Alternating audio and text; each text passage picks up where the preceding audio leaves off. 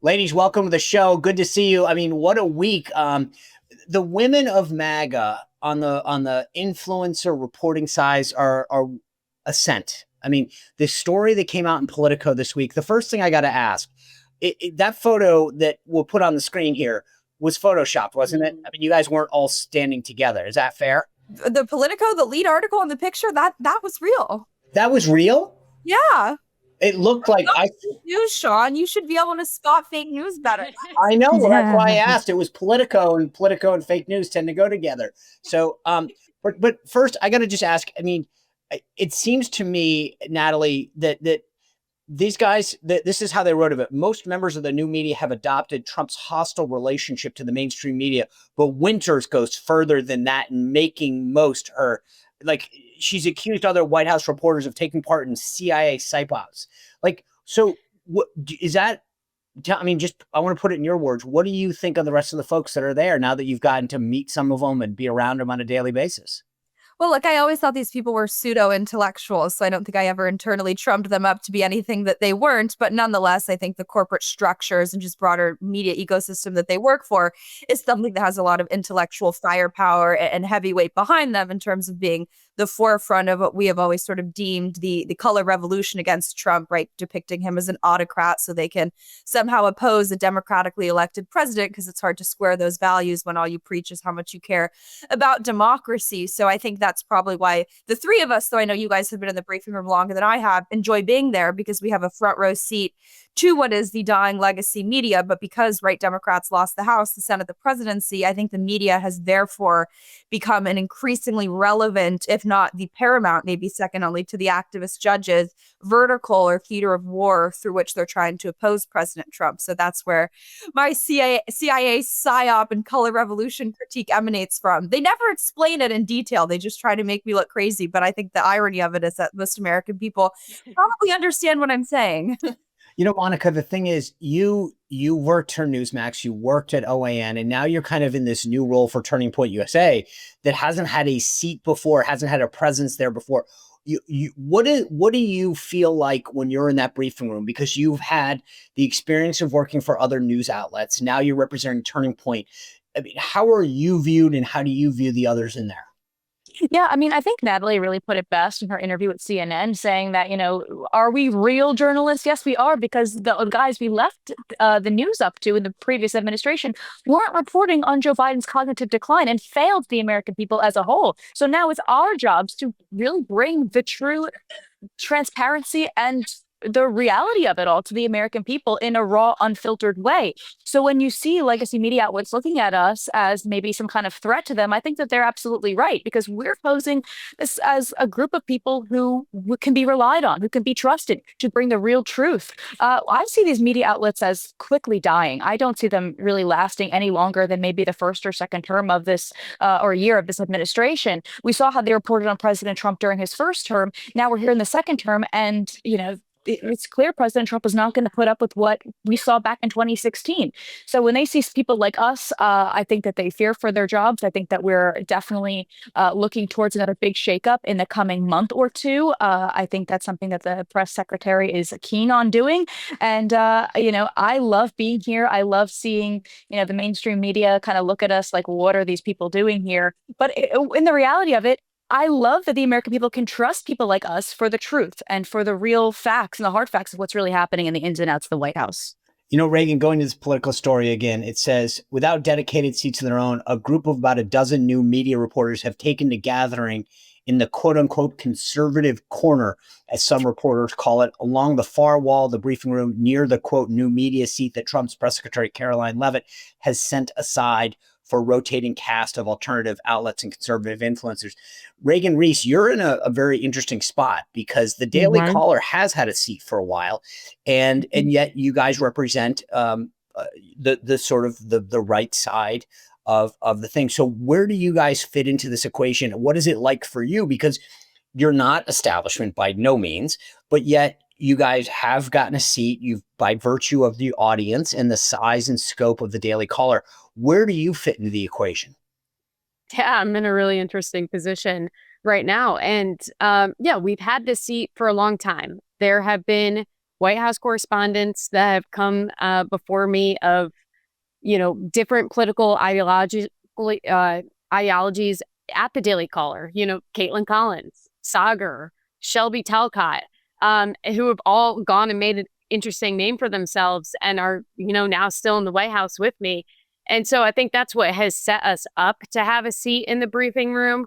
We've also been a part of this White House pool. It puts me in interesting. Yesterday, Reagan, didn't you? You were the White House puller. Yes, I was. Yeah. Does anyone, I mean, I read your reports. I get the pool reports. Well done. Thank you. But I mean, does anyone say, oh, it's Reagan Reese or the Daily Caller, or do they treat you like the bona fide journalist that you are? So this is interesting. I actually have seen kind of, people pay attention to me now, essentially, in the WHCA. We are a part of the WHCA. Monica's a part of the WHCA. Association. Yes, most of these, new media outlets are a part of this, White House group. And before, under the Biden administration, we weren't getting called on. Being on pool really meant nothing because President Biden would barely come out and interact with the press. I was just ignored. I never spoke to the legacy media outlets. But ever since the Trump administration took over and Caroline Leavitt has started calling on us, these pool opportunities mean that you get to ask a question of the president. And sometimes you're one of those only reporters in the room in the Oval Office that get to ask those questions of the president. I've noticed that the legacy media has suddenly wanted to talk to me. They start introducing themselves to me while we're in line for the bathroom. They've taken the time to email me and tell me that they like my questions. And right now, I'm not entirely sure how I'm perceiving it. But I do think part of it is they kind of see us as maybe they can use us as this token conservative to help push through their complaints about the shakeup in the White House briefing room, which, by the way, we are all for the fact that we have new media on the sidelines that are getting to ask on the side of the briefing room that are getting to ask all these new questions because that is how Americans are consuming the news. They're consuming it through social media, through podcasts. They're not watching cable television anymore. And no one in that room was representing, about half of the country for the last 4 years of the Biden administration. And that was incredibly infuriating to me that, I was the minority in that room last year. I never got the opportunity to really ask questions on behalf of the conservatives in the country. And so, that's how it is for me right now. I think there's going to be more drama in the coming weeks, in the coming months. It's not going to go away. Natalie, the thing that was interesting about that story to me that Politico did was there's a lot of discussion of your appearance, what you wear, things that in a traditional sense would have been called sexist. So if any of you guys had written that story, I think somebody would have said, wow, that was a very sexist story. And yet they had no problem going after, you and some of the other women who cover the White House, not based on your reporting, but on your personality, on your appearance. I found that. Did you view it the same way, or was it just sort of like, whatever? Well, it's definitely whatever. By now, I'm used to it. I think since my first day there, I've been receiving all these attacks. But I think the best dynamic through which I sort of conceptualize all this is it's very, I think, reminiscent of like a Thucydides trap, right? You have a rising power that is the new media, and you have a dying old guard that is the legacy media, and they don't know how to handle their descent in both viewership and relevance, but also credibility. And I think that it's very interesting when you sort of juxtapose, right, the ascent of new media, which I think there's a weird inherent conflation there with new media being right wing, right? With, for example, Axios or Semaphore still comprising some of that new media critique, but they always sort of, I think, straw man the argument and make it seem like it's the most MAGA of the MAGA outlets.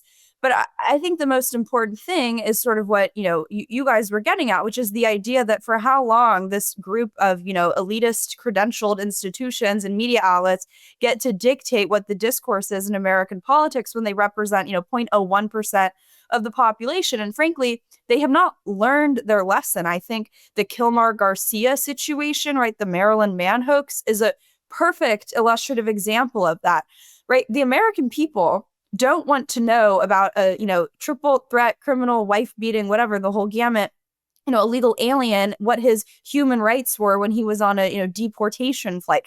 The American people want to know how the border is being secured, if it's being secured, how we can get the mass deportation numbers up, what we're doing to reform legal immigration. That's why the issue of Springfield and the H-1B debate became so intense and so palpable, because we're never allowed to have those discussions, right? And the only time that the legacy media will dare to even touch the issue of immigration is to try to get a gotcha question or dunk on President Trump. And it's very apparent that that's still what they're trying to do with the Marilyn Mann stuff. But I think that the sort of hypocritical layer to it, which is I think where more of the outrage is derived from. So if they want to impugn me for what I wear, have at it. I don't feel the need to wear, blazers or dress super professionally to dupe the American people into believing my stories. They'll speak for themselves. But it's just quite hypocritical, right? The same new media that lectures our audience for being nativists, for saying, hey, maybe I don't want the government to mass import a bunch of foreign workers and depress my wages. They literally can't handle the addition of like 10 new media members in their briefing room. They don't report on an invasion of 10 million illegal aliens, right? But 10 new media reporters in their sacred briefing room that's protected by walls, and you have to have ID to get in, which I've been told is racist. So there's just layers of hypocrisy. And that's why they attack my clothes, because they don't want to engage with what I actually say. But I'm never going to wear the ill-fitting pantsuits. I believe I've said that multiple times. I will always wear dresses and skirts. But if that's what they want to attack me on, have at it. Enjoy your plummeting viewership.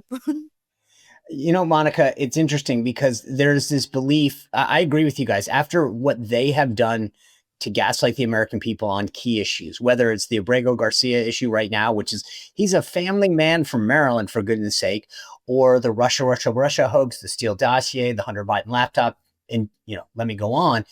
To them to lecture people like the three of you and the rest of the folks in that story.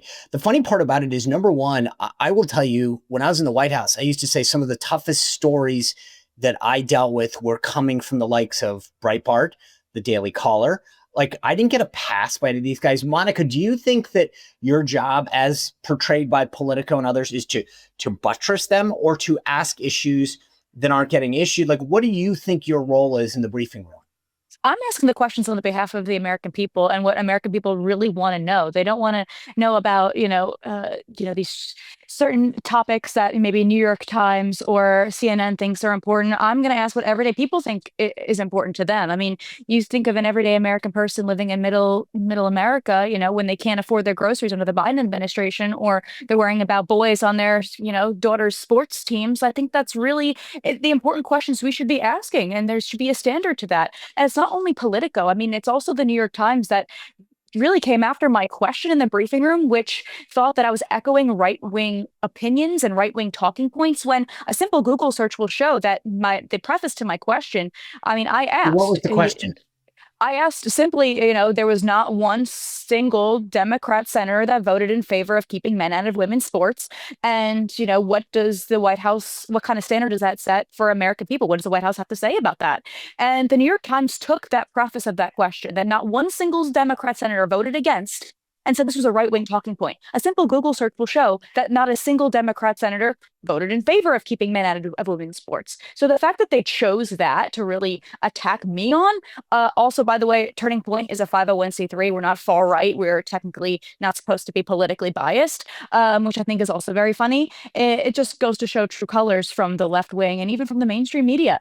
I'm there to ask questions of everyday Americans. Our audience is typically college-age students who are maybe worried about whether they'll be able to afford basic groceries or even afford to buy a home, or, aspire to achieve all those amazing accomplishments after they graduate college. Those are our audiences, and I'm trying to ask questions on behalf of them and just the common sense issues that everyday people care about. So I feel like I'm doing a great job at trying to ask those questions. I really want to ask this week about, that $5,000 baby bonus that President Trump wants to help all new mothers, not uterus owners, by the way, all new mothers who after delivery, to help American families, get married and have children. These are the questions that people want to know about. Let's highlight some of those accomplishments. And of course, the legacy media just doesn't doesn't like it. And that's okay, because it's clear that we are the new wave of media. And so far, I think we're having a great response from not only here at the White House, and with the Trump administration, but also with just everyday Americans that tune in. Well, if you enjoyed this content, make sure to like this video, subscribe, and click the notification bell to get more.